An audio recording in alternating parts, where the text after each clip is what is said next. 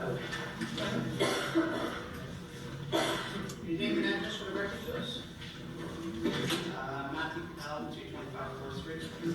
I'm here today actually because I'd like a letter that I address to you and concerns the board to be put on the record.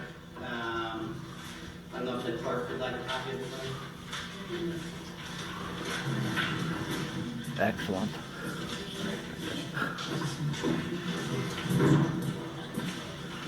I also have more copies up here if anybody else would like a copy.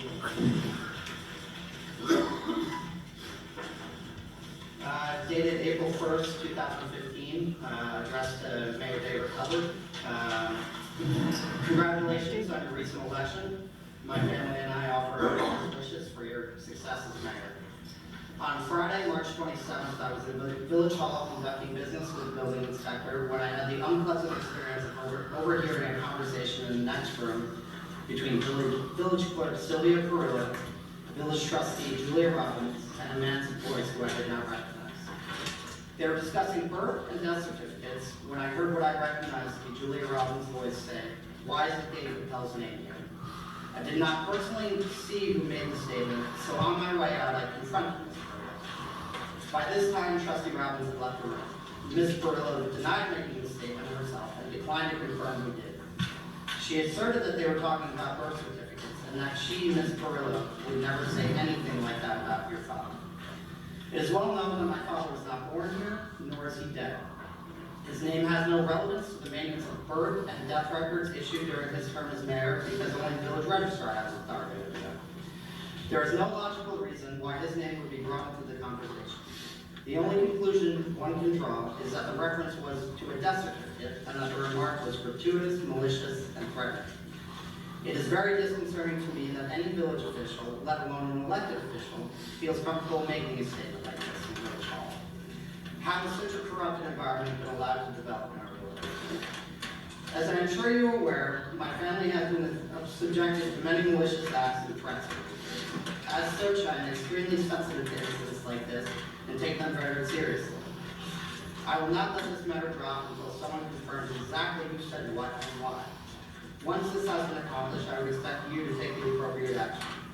Please contact me if I can do anything to help you get to the bottom of this matter. Sincerely, Matthew Capel. And on the second page, I included CC to Trustee Julia Robbins, Trustee Mary Beth Phillips, Trustee Douglas Roberts, and Trustee Jack Marshall. What I'd like is an explanation. The letter itself, I think, states exactly what my concern was, and I have not received an adequate explanation of what exactly was said and what was meant. So I'm here for that. And I'm looking at you. I'll respond to that, absolutely. Because I would categorically state that I did no way said anything malicious against your father, against David Capel. The incident that occurred was indeed in reference to, I was looking over Clerk Carrillo's shoulder. She was looking at the birth records. And I was commenting on the fact that there were a number of notable names, people who were recognized throughout the history of Newport, whose names were, affiliated with the history of the village and good things. And I remarked and I made the comment, yes, is Dave Capel's name on there. And I meant it as a compliment because Dave Capel has been a force in this village for good, and I've respected him I've known him since I've moved to the village.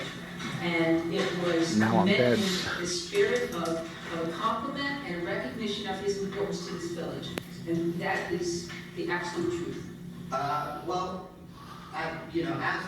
me first start by saying that as an elected official, I was hopeful that you would have made it a priority to meet with me and explain exactly what you said and why.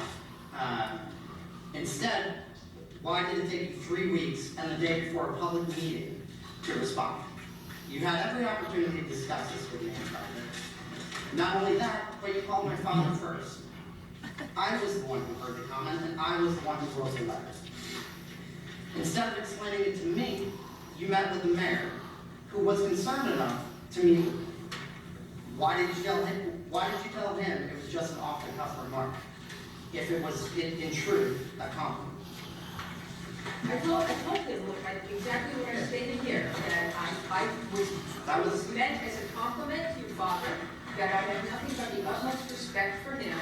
and that I consider him to be one of the notable people who is who is and will be a part of Greenport's history. And again, I asked why it took you 3 weeks to respond. There was a lot of emotion going on about it, and Why is that emotional? If all you had to say was positive. then Good why for is it you, emotional man. about that? It's emotional to hear something right. I'm not denying what I said. I did use your father's name, but it was not meant in any way malicious, and that's it.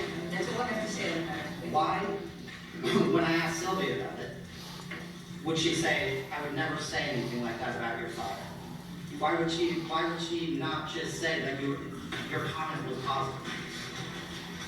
Instead of denying the She didn't comment say you that. made? I made the comment. This is a conversation between Sylvia and myself, and I left, and I confronted Sylvia. She said that she would never make a comment like that about your father. She did not say the comment wasn't made. The comment simply was David last name on it, that's all I said. I didn't say anything else to indicate there was anything malicious or negative about it. I was looking at birth records, and I thought that it was a compliment that Dave. So you're saying there was no discussion of birth and death certificates? No, there was You're not. denying that on the record? I'm not denying it, I'm talking about the fact Flor Perella was sitting at the desk and she had the old birth records out. I looked over her shoulder, I saw names I recognized from the history of Greenport, and I said, oh, I said this David Pell's name here.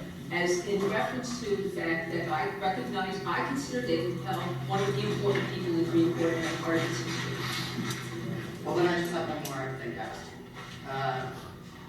Why did you tell Sylvia that if Eileen Wingate throws me under the bus, that she will never get raised? What? What?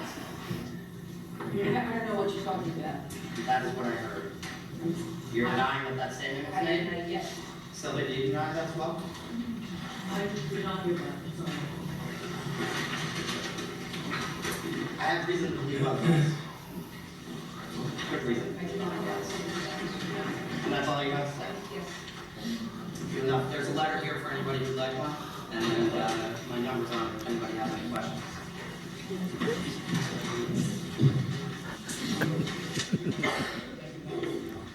Thank you.